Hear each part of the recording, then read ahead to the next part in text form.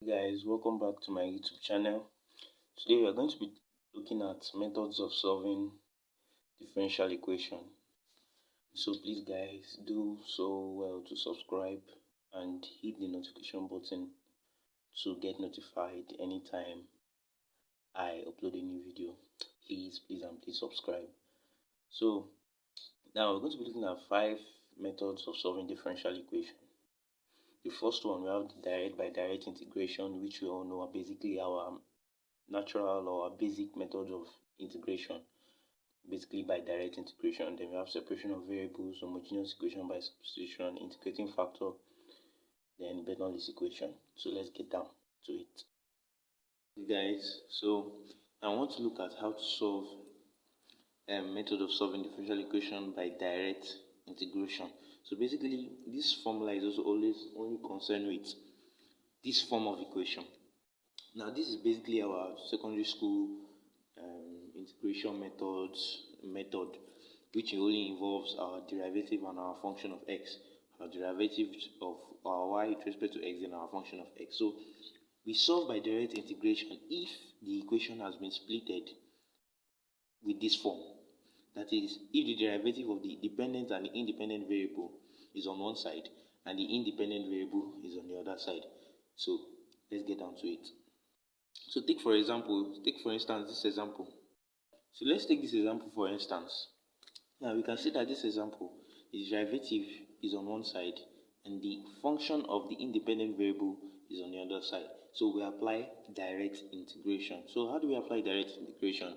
Now we take the derivative of the independent variable to the other side by splitting it.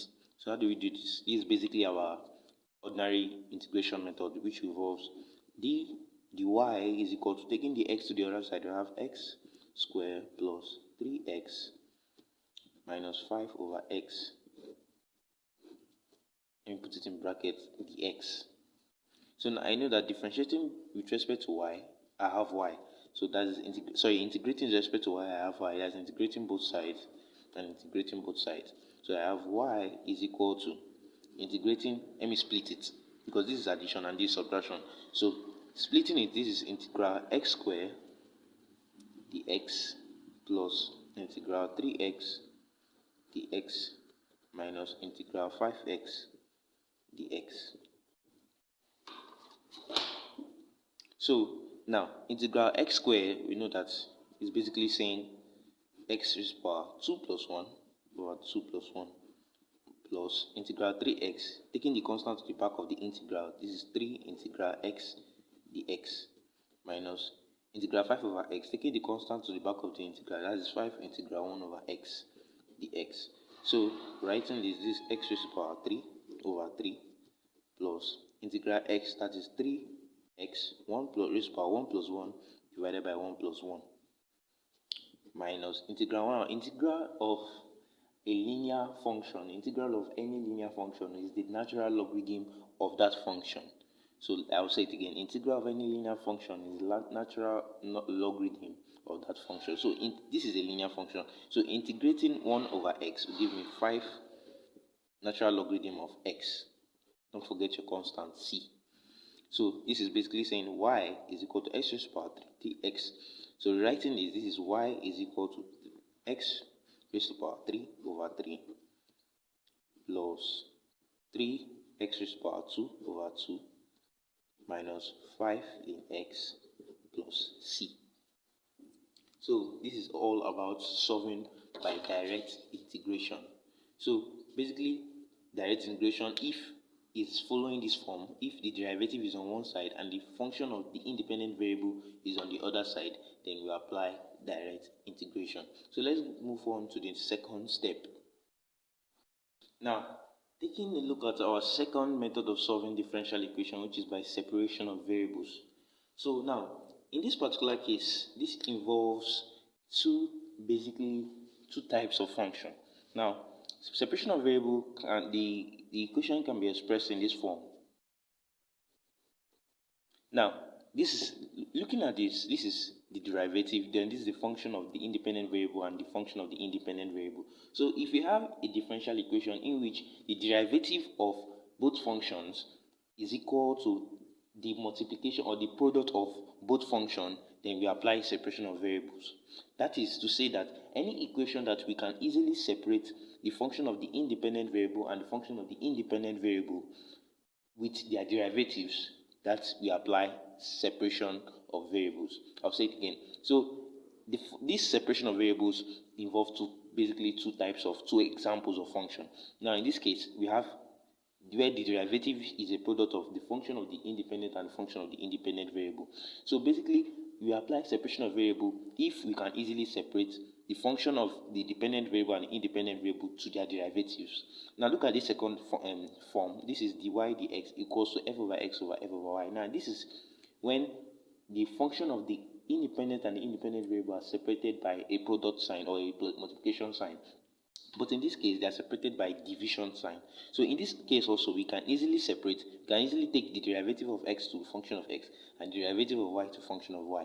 So the equation, these two forms, we can easily separate their functions to their derivative. So now let's take this first example, where we have dy dx is equal to 2x over y plus 1. Now looking at this, the first step you do, you identify the functions. You identify their functions. Now, I can call this my function of x. I can call this my function of y. So, which form of equation are we going to apply? We're going to apply our second form of separation of variable. So, how do we do that? Now, basically, separation of variables, we separate their variables to their derivative. So, this is y plus 1, this is x, this is 2x. So, we are going to take the y to the y. I'm going to take we're going to take the x to the 1 for x. So, we are separating their functions to their derivative. So, how do we do that? We cross multiply. Taking this one to this one and taking this one to this one. So, basically, if you have a division, if the two functions are separated by division sign, cross multiply. So dy times this, we have dy y plus 1 is equal to the x times this, we have 2x dx. Now the second step you do, you integrate both sides. Now remember, you are solving differential equation. You are trying to obtain a relationship between the dependent and the independent variable without derivative. So basically, we are eliminating every derivative. So how do we do that? We integrate both sides. Integrating dy. Okay, taking dy to the other side. This is y plus 1 dy, right? We have 2x dx. Now, integrating y plus 1, our basic integration, we have what? Y raised to power 2 divided by 2 plus integrating 1, which is what? Y is equal to integrating 2x, taking 2 to the back of the integral sign. This is 2 integrating x. We have x raised to power 2 over 2 plus what? C. Is that taken?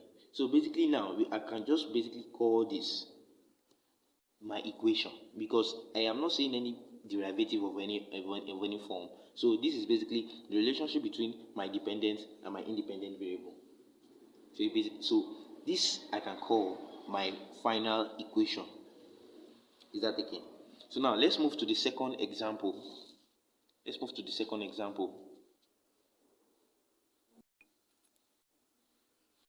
So now looking at this, our second form or our second example. Now we're seeing that this is not actually how our first example looks like. So now this, if you look at this particular equation, the functions are separated by multiplication sign. You see the functions are multiplying each other.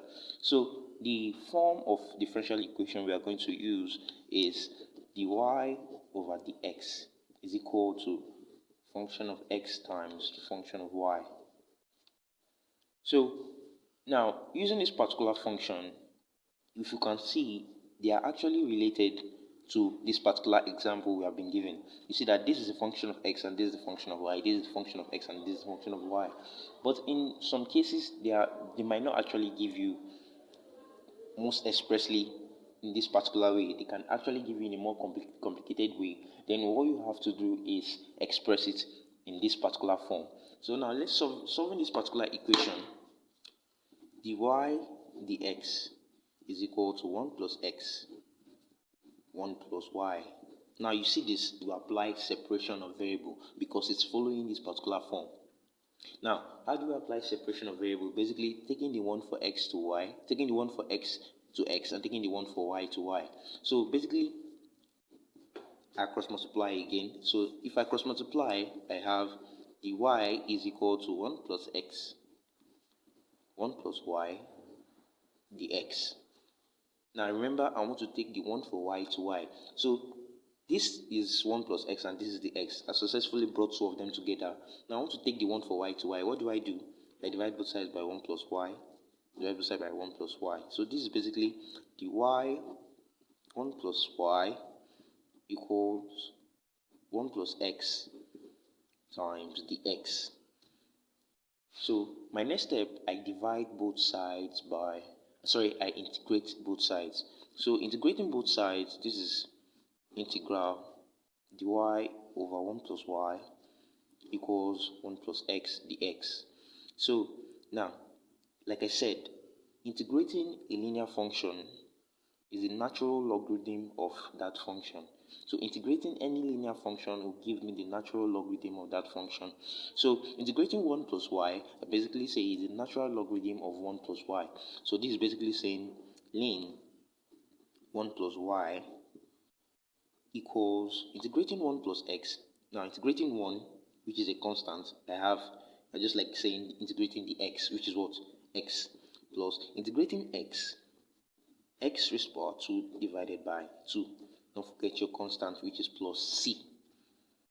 So I can basically leave my equation like this, or you can basically express it in a more simplified term. So this thing, I can basically write it as log to the base e of 1 plus y equals x plus x raised to power 2 divided by 2 plus c. So taking the exponential of this will give me 1 plus y is equal to exponential x plus x squared over 2 plus c. Taking 1 to the other side, this is 1 equals exponential x plus x squared over 2 plus c minus 1. So this can be regarded as my final equation, or you can basically leave your equation right from the start.